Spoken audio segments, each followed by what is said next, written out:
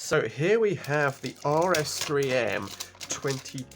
Well, it's just called the RS3M UV, and I'm assuming that it is a UV coated version of the RS3M 2020 because you can see in the picture that there's no maglev stuff there. Looks like they've decided to copy the Weilong box design on the high-end Weilong cubes, which is a bit pointless really in my opinion. Why do I need another one of these boxes? It's just a waste of packaging.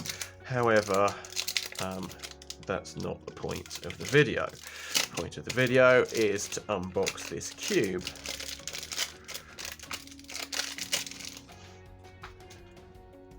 Okay, so you can see the UV coating there. I think it's visible even on the camera here.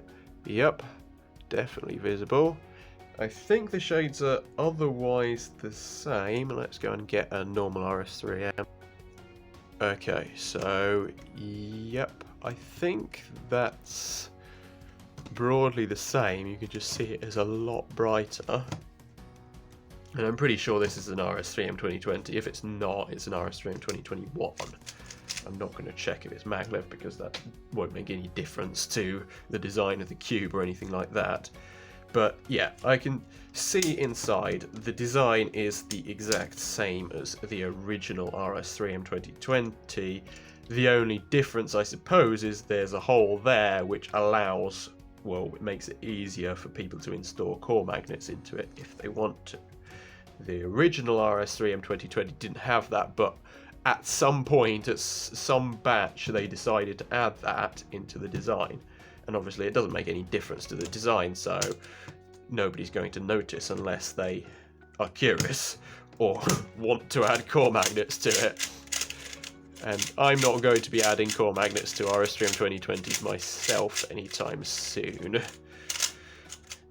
But obviously if somebody provides them, I will consider it.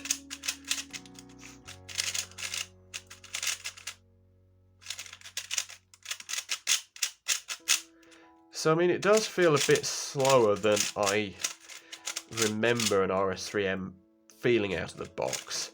However, I also feel like it's rather dry. So with lubrication, it will feel normal again. Yeah, like, in fact, I'm not sure if there's any lube in it whatsoever. Yeah, I don't think there is any lubricant in this cube whatsoever out of the box, which is very interesting.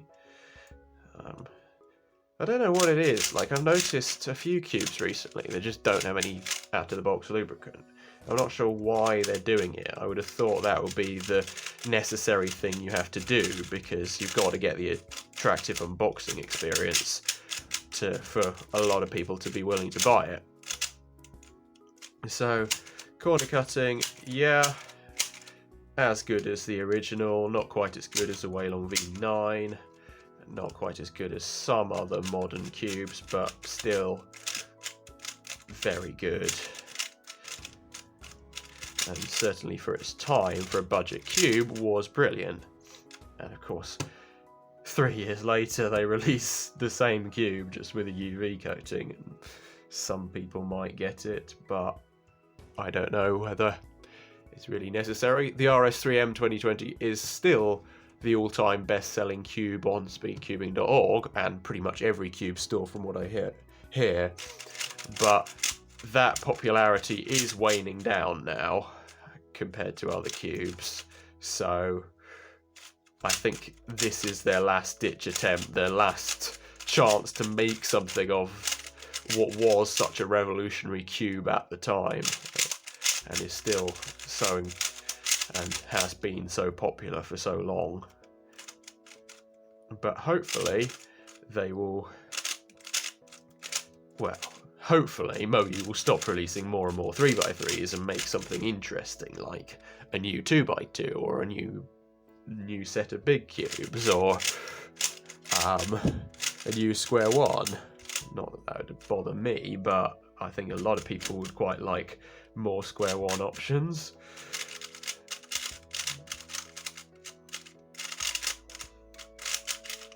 Right, let's attempt some solves for the first time in my new light box. Okay, let's try and keep this in frame. This is one of the problems with getting a light box.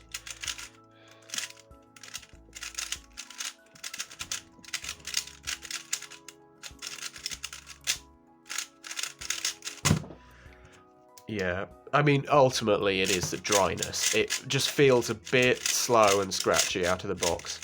But it does seem to be getting slightly faster now. So I think it just needs some lubricant, and it's going to be, well, as good as the RS3M was, because it is an RS3M.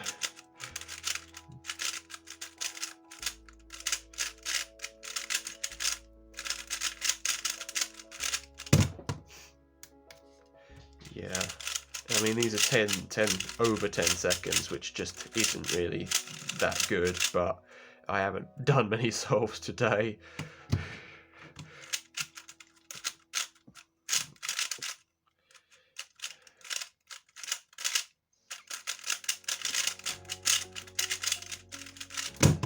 Yeah, 11, that is terrible, but that's my fault, not the cube's fault. The cube is a decent cube, but ultimately, if you're in that price range, just get the Whalon V9 standard, in my opinion.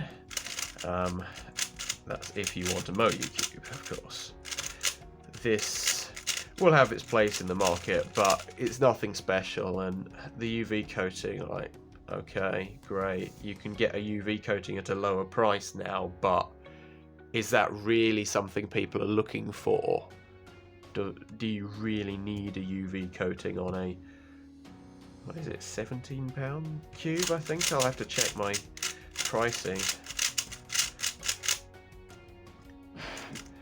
I think, yeah.